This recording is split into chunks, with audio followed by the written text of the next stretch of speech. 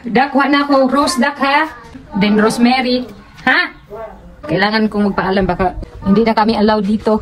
I-try kong magtanim ba? Ito, dalhin ko na lang kaya to. Pinag-initan din pati kamatis niya dito. Hello mga amigos, amigas! Good morning, good afternoon, good evening sa inyong lahat! Time to mamutol ng mga ibang tanim ko ba? Baka kasi bukas, makalimutan ko to. Magulat na lang akong nauna na pala to sa akin eh. May mga rosy dakdak dito, tapos hindi ko alam kung anong kulay ito. Pero yung kukunin ko, yung red, raigat ba? Ah, may red siya dito oh. Rosin. Oh, maganda tong rose na ito oh. May orange na may white. Faded siya ang kulay ba? Oh, di parang na-trim na ata ito ni dakdak eh. Ito na lang kunin ko. Ha?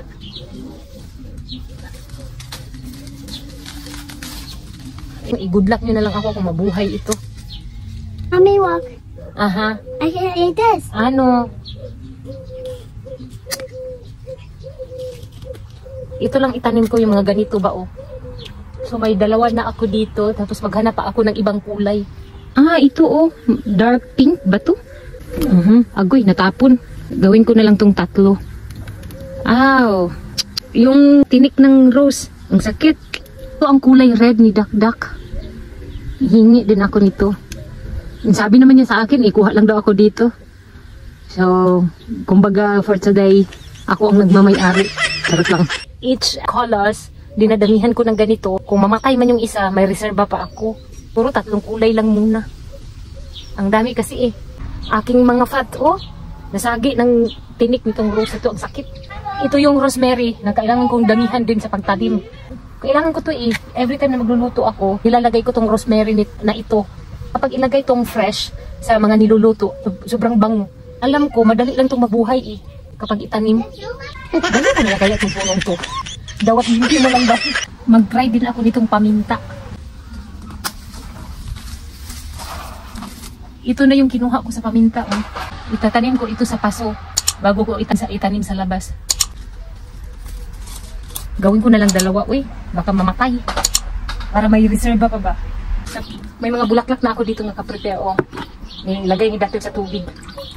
Para mang nalaos, uy. Hala, mabaho na ang tubig. Para naman siyang namatay. Siguro dapat palitan ang tubig.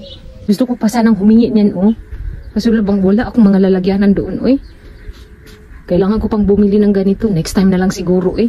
Tapos ang lupa pa. Itong lupa na pang flowers, binibili pa namin yan. Lupa dito, matigas. Kasing tigas ng bato. So, tignan niyo yung lupa dito, oh. Ayan.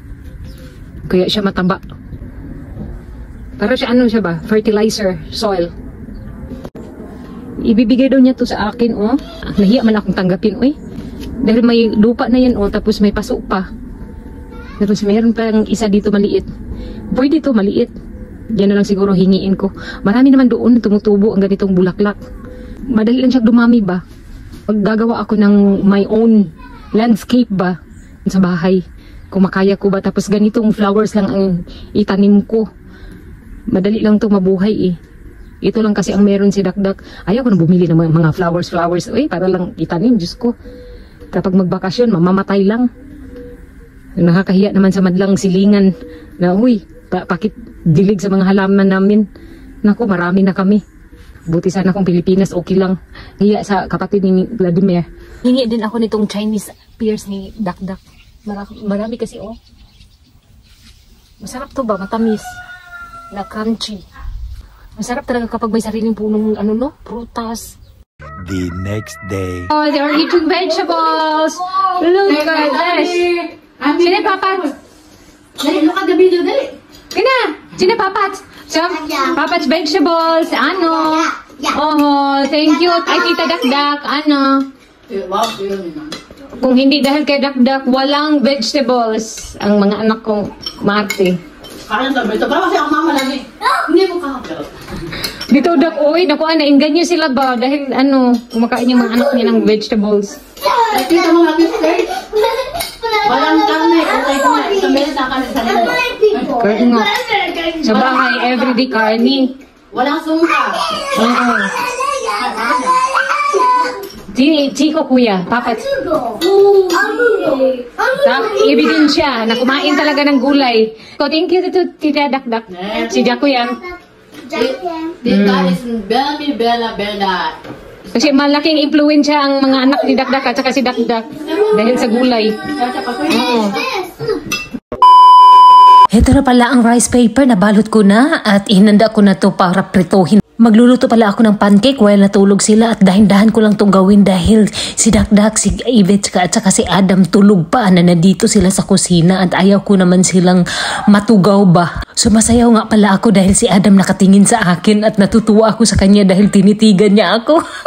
Ayan ang kulit talaga ng batang ito. Kunwari pang patulog-tulog ang ending pa pala gustong gusto niya tiklis-tiklis. Ayan. Natawa talaga ako sa reaction niya papikit-pikit pa yung mata niya. Mabuti na lang kamo hindi niya sinipa yung kanyang ina.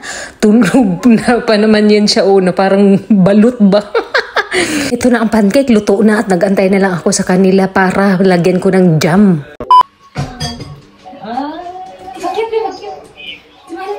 Ay, nahulog man. Sa breakfast. Papakyut sila. What's kay Toto ya kali? Dobre? What's kay? Tato. Tapos kuya?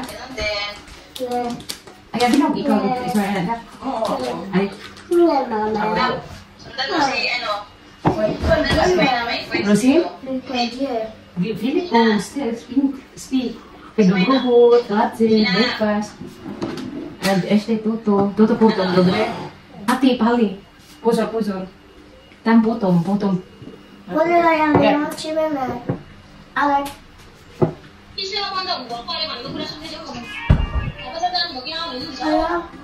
Ano, pusor. Kuya, alis ko, ati, edit ka pali ha? Putit ya. Kestang ya pali. Gidi masih bodoh, ati. Toto bodoh. Dobre? Dobre.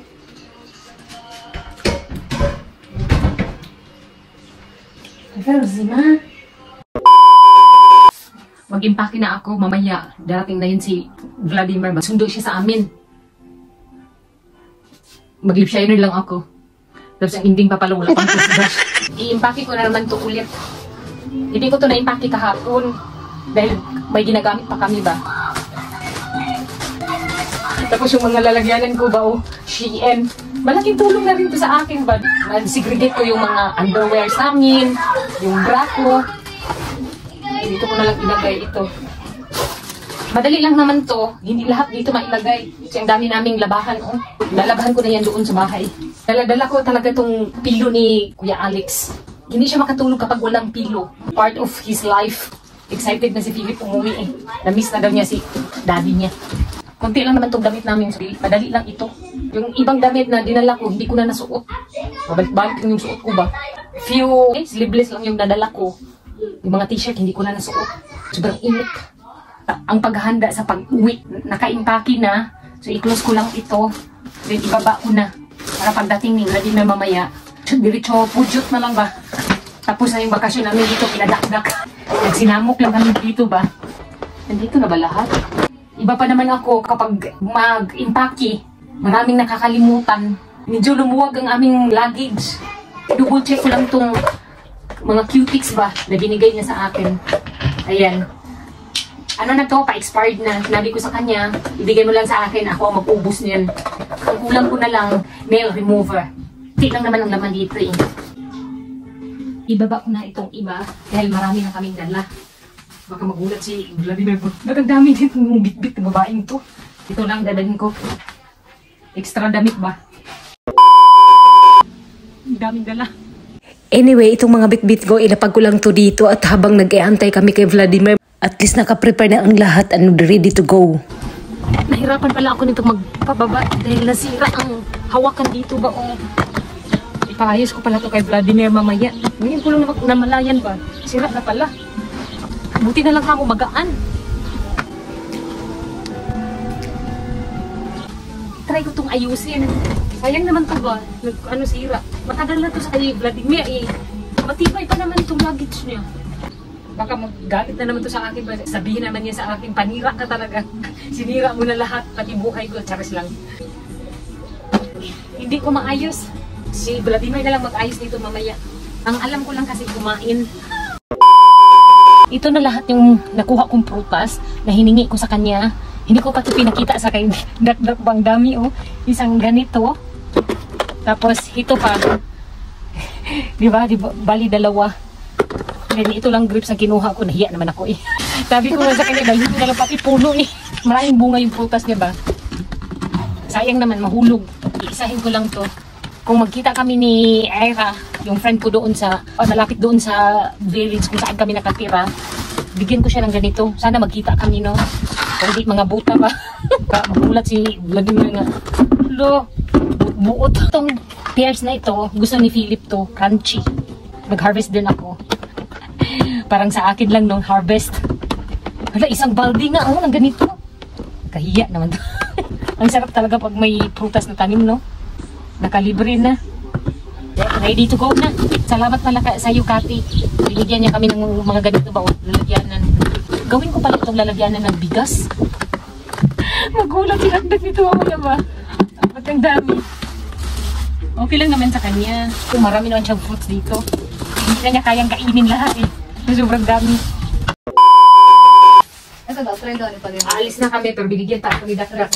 Maraming salamat talaga, Dakdak. Uy! Ano siya man eh? Bago, Dak! Uy! Dako. Bago, oo. Dako na? Nini. Binigyan niya ako ng kuko. Ayan. Paano? Ha? Paano? Ikaw! Ito lang yung importante kayo. Ang dami na niyang binigay sa akin. Ano pangalan ito, Dak? Kumot? Damit daw, hindi kumot. Gamit. Ito. Ano to, kumot? Pang winter ba? Ito pang bibilhin ko. Diyos ko, mahal to. Bago man ito, Dakdak. Ha? Bago. Paano? Hindi ko magamit eh. Gamay raman na sa mo. Single man yung ginagamit ng Dak. Single. Ngayon, double na. Kinalkal na niya yung mga damit niya ba? Ay, damit siya. Mga ano pala, kagamitan na hindi na nagamit. Sobrang ano ba? Sobrang dami na daw. Ito, gamit no? Magamit. Ito, gamit na gamit to ni Philip at saka ni Alex. Namihasa! Ganyan akong pang-lapay. Marami na siyang pinagtatapon. Ganyan siya ka-rich. Hindi na ma-rich! Ganyan karit sa gamit kay di kayo bigay food, ano ba? Tapos ma-realize mo, hindi naman din kailangan na naman pa ng kulit. Binigay daw sa kanya. Ngayon, binigay naman niya ulit sa akin. Hindi naman magamit. Hindi ko na magamit. Hindi na magamit ba? Sayang, basta. Ay! Ito na lang sa akin, Dak. Oh! Ha? Kani, huwag na. Sige. Namili ka ba? Tama na dalawa, oy. Ang dami na kasi. Nakakaya sa madlang people. Nandiyan pa siya. Baka sabihin ba, Diyos ko. Pumunta na ginadakdak na ulit Ito process eh. Kauliwan din ang bangan. A few moments later. Nandito pala si Vladimir, susunduin na kami. Then si Dakdak doon na namin patulugin. So ito yung mga gamit niya. Siya naman doon magstay sa amin. Pero gusto niya 2 days lang daw. Sige, bye. Hanggang si Margie. See you tomorrow. Salamat kay Dak ha. Gusto mo kay Tante.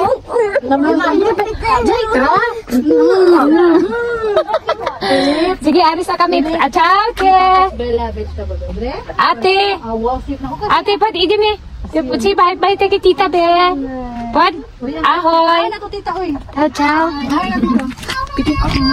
Ciao. Ciao. Uuwi na kami. Tomorrow because I'm supposed to work afternoon. But I don't know yet. Probably I will work in the morning because my colleague is not there. You're working zaita afternoon, daddy? Ay, morning? I don't know yet. Ay, Dak, inform lang tika kung morning ba siya afternoon. Basta, zaitra. See you, zaitra. Ciao, te. I-inform lang ko, Dak, ha. Bye! Bye! Tata, bye! Bye! Ahoy! Ahoy, te! Tuto, tita. Ahoy! Ciao, te! Ahoy! Oy, Adam! Zaitra, Adam ka! Ciao, te! Oy! Ahoj, Evička. Ahoj, Evička! I feel sorry for Adam.